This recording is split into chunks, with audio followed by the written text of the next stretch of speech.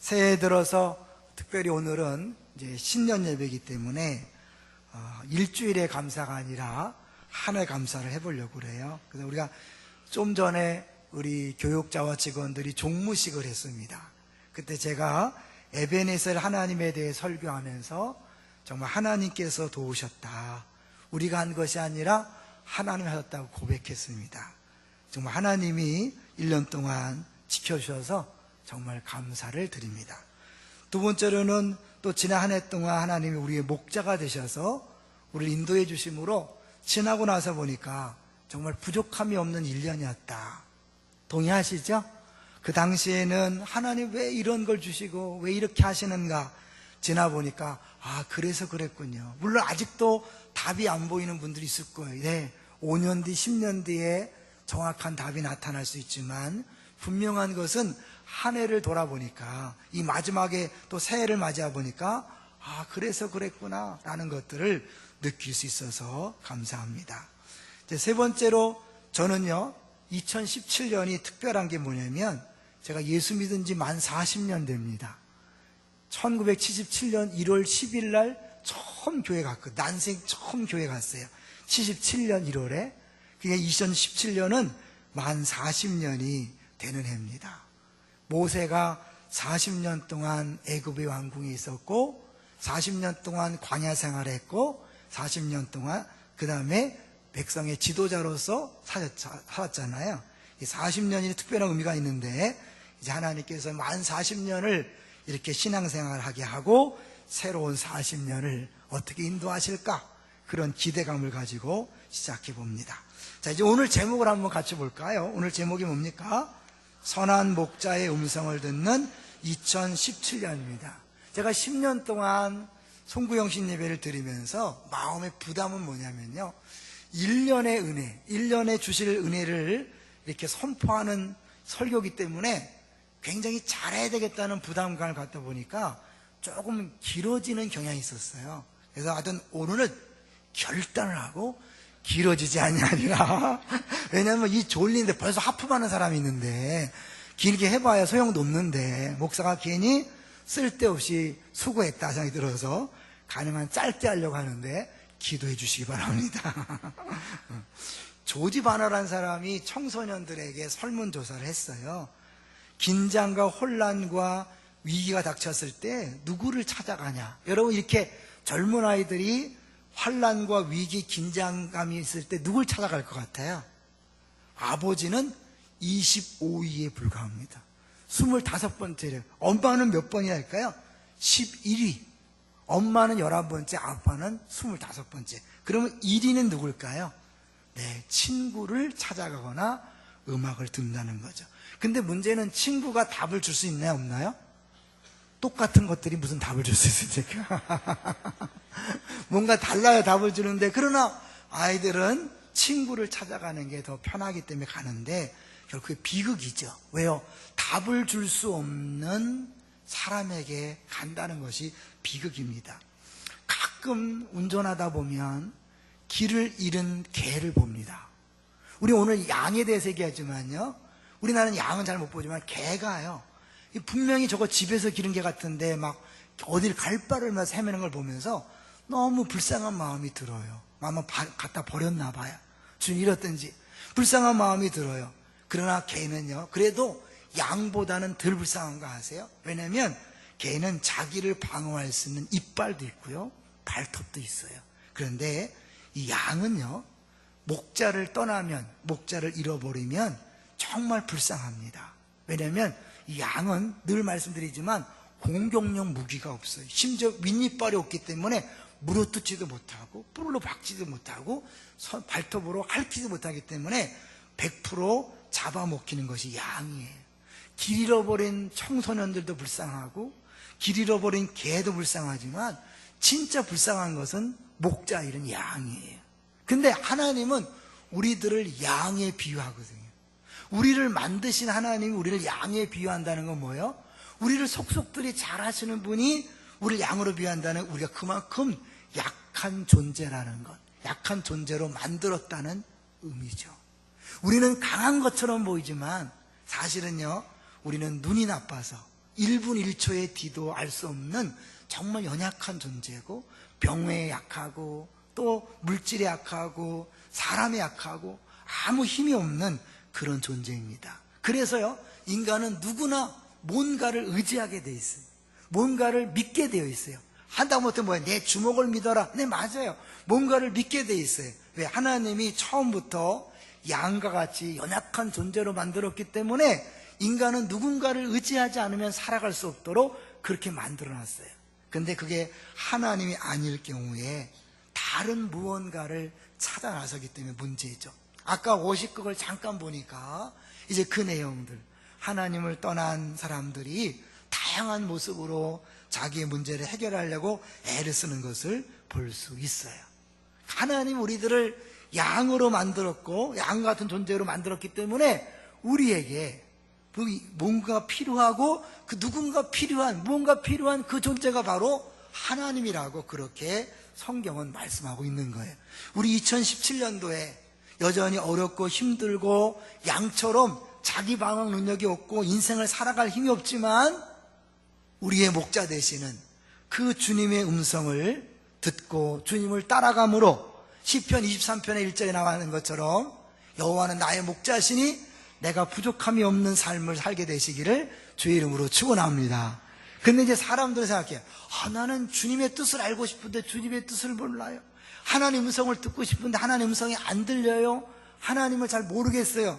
네, 오늘 본문을 보면 하나님을 믿는 사람들은요, 누구나 다 하나님의 음성을 듣게 되어 있다 그랬어요. 한번 성경을 볼까요? 여기 보니까 이제 이 3절을 보세요. 3절. 우리 하나님이 우리의 목자일 때 이 목자의 음성을 들을 수 있다는 거. 3절 시작. 문지기는 그를 위하여 문을 열고 양은 그의 음성을 듣나니 그가 자기의 양의 이름을 각각 불러 인도하여 내느니라. 음성을 듣는다 그랬죠. 4절에도 그의 음성을 아는 고로 5절에 타인의 음성을 알지 못한다, 따라가지 아니한다. 그리고 결정적으로 14절에 가보시면 14절 15절 읽습니다. 시작. 나는 선한 목자라 나는 내 양을 알고 양도 나를 아는 것이 아버지께서 나를 아시고 내가 아버지를 아는 것 같으니 나는 양을 위하여 목숨을 버리노라. 사실 예수 믿는 사람은 내가 잘 몰라서 그렇죠, 반드시 목자의 음성을 듣게 되어 있어요.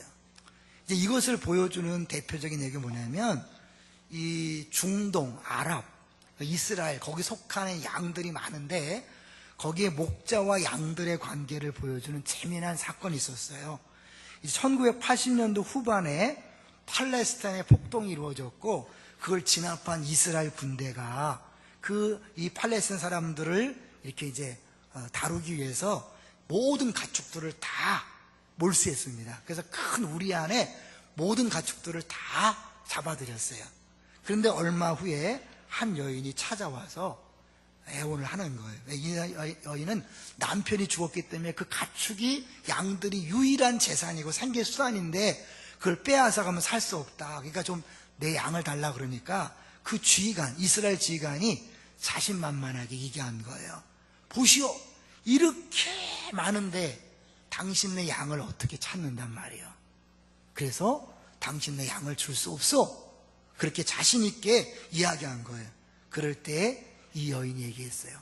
만약에 내가 내 양들을 찾아내면 데리고 가도 되겠습니까? 그 이스라엘 지휘관이 자신 있게 그렇게 하라 그랬어요. 그 말을 듣고 여인이 아들을 불렀어요. 아들이 작은 피리로 비슷한 멜로디를 계속해서 반복해서 불렀답니다. 그랬더니 조금 있다가 곳곳에 있던 그 숨어있던 양들이 하나씩 둘씩 고개를 들더니 그 피리 소리를 듣고요 나오더라는 거예요. 총 25마리 양이 정확히 그 피리 소리를 듣고 따라 나와서 그 여인에게로 가서 양을 찾았다는 그런 실화가 있었어요. 뭘 얘기하죠? 이 목자의 음성, 목자가 부는 피리 소리를 양은 정확히 들을 수 있다는 거죠. 아시겠지만 그 이스라엘은 물을 먹일 때요, 동동지방 물을 먹일 때 한꺼번에 먹여요. 그래서 한두 무리가 와서는 물을 안 열죠. 덮어놨던 걸 많은 무리가 왔을 때 같이 막 섞여서 먹다가도 똘똘아 똘쏘나 부르면요 정확하게 양이 그 목소리를 듣고 온다는 거예요. 눈은 나쁘지만 귀는 밝아서요 그렇게 온다는 거예요. 그러니까 우리 중에 예수 믿으면서 난 하나님 뜻을 몰라겠어요, 하나님의 음성을 듣지 못했어요, 하나님을 이해할 수 없어요, 그런 사람은 없다는 거예요.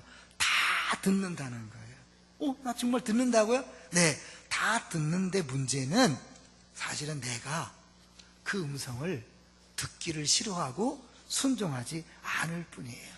이사야 53장에 보면 우리는 다 양 같아서 각기 그릇 행하여 각기 제 길로 갔거늘, 양들의 특징이요 목자를 따라가기보다는 자기 마음대로 가는 특성이 있어요.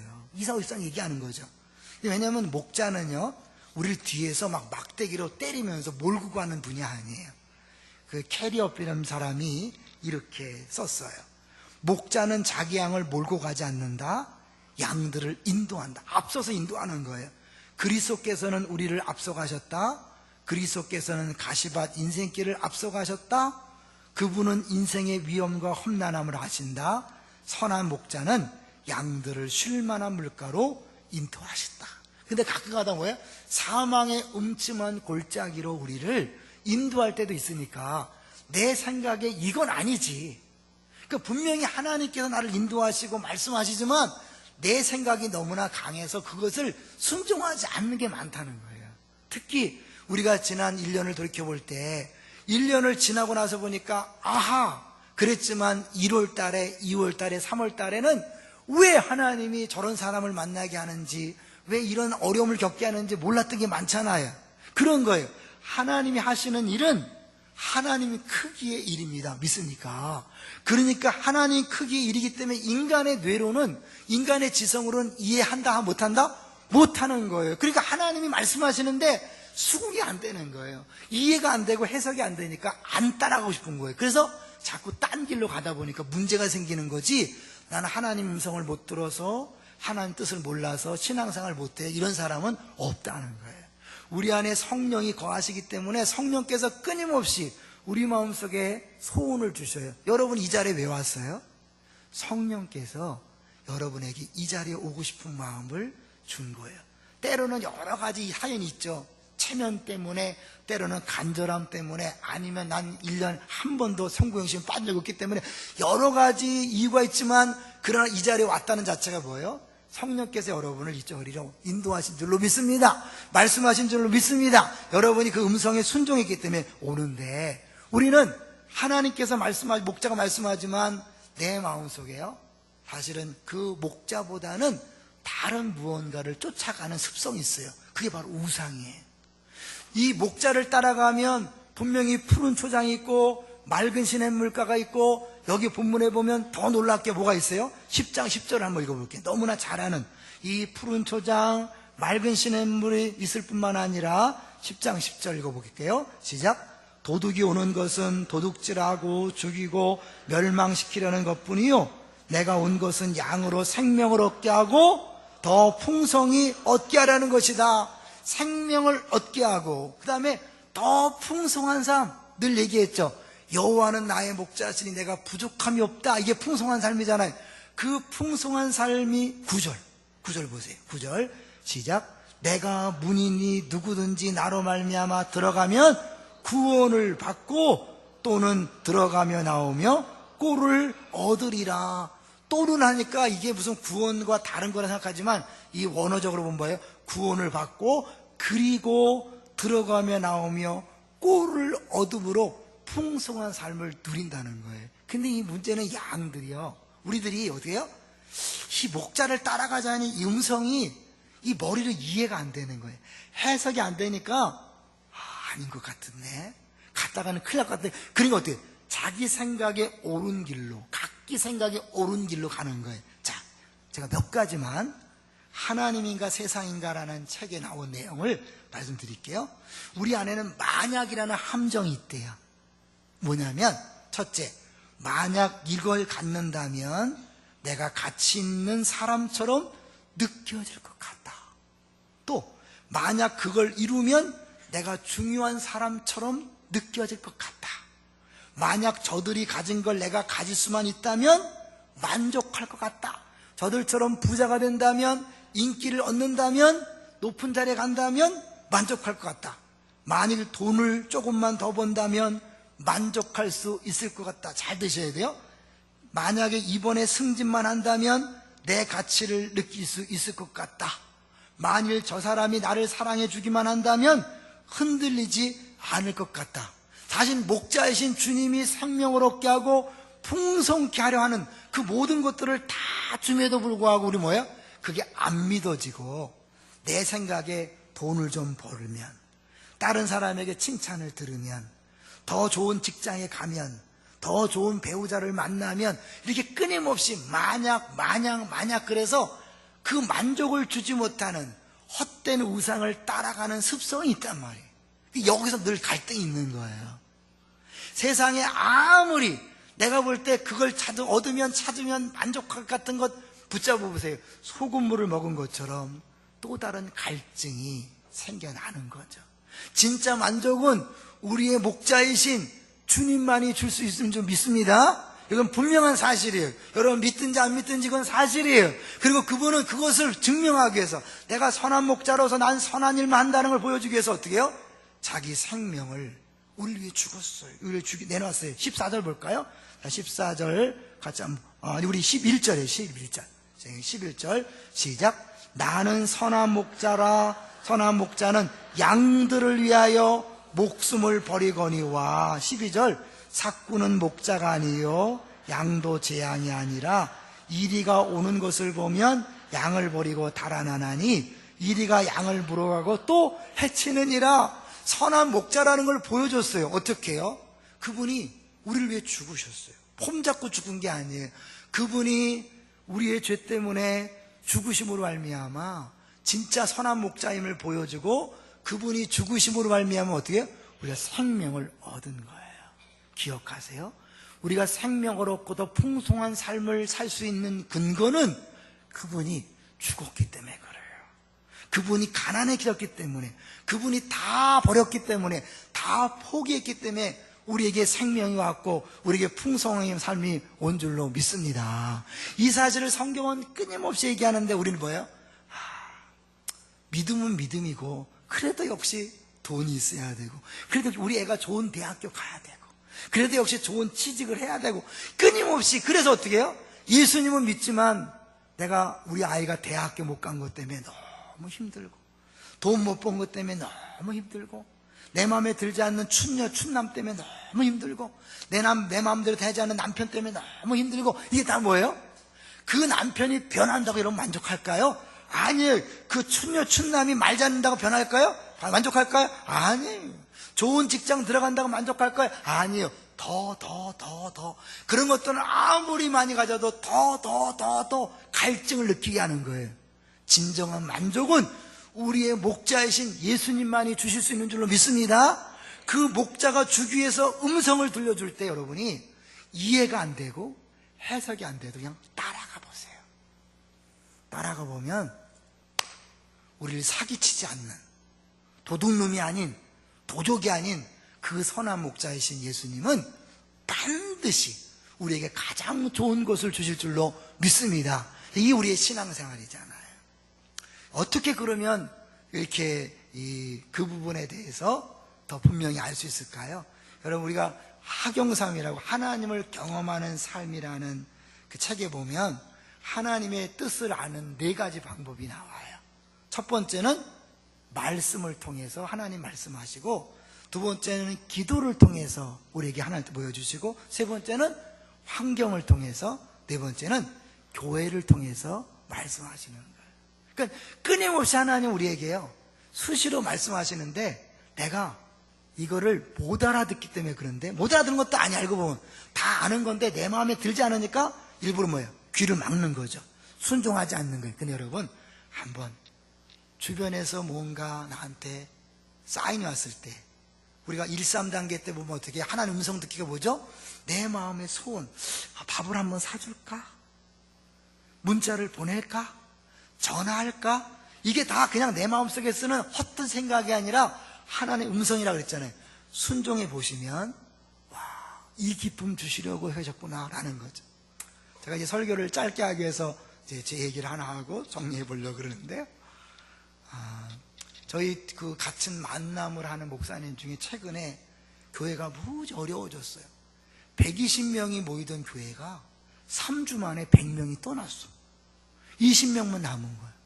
이 목사님이 특별히 뭐 그렇게 문제 있고 잘못한 것도 아니고 죄진 것도 아닌데 그냥 갑자기 막 이런저런 일을 해서 100명이 푹 떠나고 20명만 남은 거야.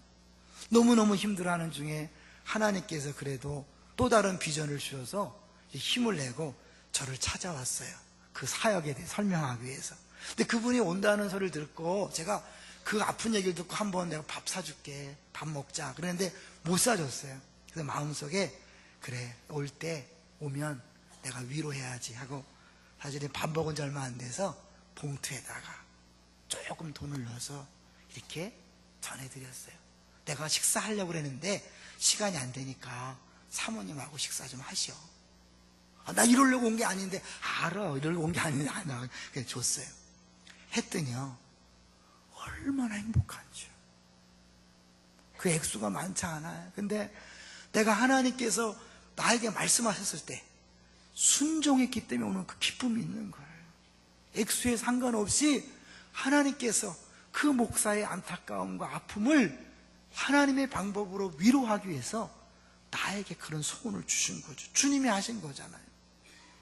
우리 주변에서 여러분 볼 때 불쌍한 마음이 들고 안타까움의 마음이 들고 밥 사주고 싶은 마음이 들고 손 내밀고 싶은 마음이 드는 거, 이게 다 하나님이 하시는 일이. 하나님께서 나를 인도하시지만 동시에 내 옆에 있는 그 연약한 사람도 인도하시는 거예요. 그래서 하나님이 나를 통하여 그에게 꿀을 공급할 수도 있어요. 축복의 통로로서 하나님께서 주시는 사랑과 위로를 전달할 수 있는 거예요. 근데 그러면 그 사람만을 위한 게 아니에요. 했을 때 나에게 만족. 그러죠? 세상은 돈을 내가 취하고 내가 받아야만 만족하지만 이 하나님의 음성, 이 목자의 음성을 듣고 순종하면 분명히 내줬기 때문에 손해본 것 같은데 그 안에 만족함이 있는, 야 진짜 좋다, 행복하다, 또 해야지, 그런 생각이 드는 거예요. 여러분이 한번 경험해봤으면 좋겠어요. 2017년에 내가 계속 달라 나한테 좀 뭘 주시고 뭘 안 주고 목사가 사랑도 안 해주고 뭐 안 주고 이렇게 맨날 뭘 달라고 하는 사람은요 맨날 불만족한 거예요. 맨날 불만이에요. 근데 목자의 음성을 듣고 여러분이 한번 순종해 보세요. 때로는 그것이 내 밥값이 나갈 수 있고 선물비가 나갈 수 있고 때로는 문자하는 카톡하는 그런 수고를 할 수 있지만 그렇게 했을 때 하나님이 예비하신 그 푸른 초장과 맑은 시냇물이 우리가 생각하는 손에 쥐는 그런 것이 아니라 여호와는 나의 목자시니 부족함이 없다는 게 바로 이거구나, 이런 것들을 경험하게 되시기를 주의 이름으로 축원합니다. 그래서 우리가 새해부터 예수 운동을 하려고 그래요. 예수. 사실은 예수님이 자기의 생명을 내어줌으로 우리가 생명을 얻었잖아요. 예수님의 제자들이라면 똑같은 길을 가야 되잖아요. 우리 예수님처럼 다른 사람의 죄 때문에 죽을 수는 없어요. 그러나 다른 사람의 풍성함을 위해서 내가 가난해지는 것, 예수님께서 가난해지심으로 우리를 풍성케 한 것처럼 우리들이 예수님의 제자라면 다른 사람을 위해 기꺼이 내 시간을 허비하고 또 때까지 내 취미생활도 때때로는 포기하고 다른 사람의 요구를 들어줘야 되는데 우리가 갑자기 맨 마음속에 광해야 오른쪽으로 가라 왼쪽으로 가라 이렇게 꼭 말씀하시는 게 아니라 내 주변의 사람들을 통하여 음성을 들려줄 수 있어요. 내가 지금 많이 힘든데 기도 좀 해주세요. 근데 그 기도인데 기도보다도 짜장면 한번 사줄까? 이런 마음이 드는 거, 그건 주의 음성이거든요. 그리고 또는 옆 사람이 나에게 무엇을 요청할 때 예스 하고 응답하고 순종한다면 저는 그것이 선한 목자의 음성을 듣는 거라고 생각해요. 그래서 영어로 하니까 너무 어려워서요 우리 부목사님들이 같이 그렇게 의논해서 한국말로 약간 바꿔봤어요. 다음 주부터 내일부터 할 텐데요, Why you are first인데 한국말로 바꿔서 당신이 먼저입니다. 한번 해볼까요? 당신이 먼저입니다. 네, 그런데 이제 사회자가 당신이 하면 여러분이 먼저입니다 하는 거예요. You are first. 두 번째 뭐예요? Everything is okay. 무엇이든지 말씀만 하세요. 무엇이든지 말씀하세요. 한번 해보겠습니다. 무엇이든지 말씀하세요. 제가 사회자가 무엇이든지 하면 여러분 말씀하세요 하세요. 무엇이든지. 네. 세 번째, service is my pleasure. 섬김은 나의 기쁨입니다. 같이요. 섬김은 나의 기쁨입니다. 사회자가 섬김은 나의 하면 여러분은 기쁨입니다 하세요. 섬김은 나의. 처음부터 한번 해보겠습니다. 잊어버렸어요. 영원 생각이 나는데, 당신이 먼저입니다. 무엇이든 말씀하세요. 섬김은 나의 기쁨입니다. 이렇게 한번 했으면 좋겠어요. 저희도 이제 부부끼리 이렇게 무령 있으면서 우리 아내가 저를 아주 가끔마다 이렇게 해요. 예스 운동해야지. 제가 잘 못하거든요. 근데 그 말고 번쩍 정신이 차려요. 그러면서 모든 성도가 각 가정에서, 교회에서, 공동체에서 예수 운동을 펼친다면 이 안산이 얼마나 행복해질까. 그죠? 항상 내 욕심대로 내 것, 나한테 뭘 안 주냐고 맨날 하는 사람은 늘 목마름에 갈증에 헤매지만 이제 당신이 먼저입니다. 당신이 먼저입니다. 뭐든지 말씀하세요. 예수님처럼 뭐요? 내 것을 내어주는 그 삶을 살 때 이제 진짜 이게 예수 믿는 행복이고 이게 말씀하신 만족이구나, 이런 것들을 경험하게 될 줄로 믿습니다. 설교 끝내겠습니다. 뭔가 부족한지 보이지만 끝내려고 합니다. 예수 운동만 기억하셔서 2017년도에 이 목자의 음성에 순종하시는 우리 모두가 되시기를 주의 이름으로 축원합니다.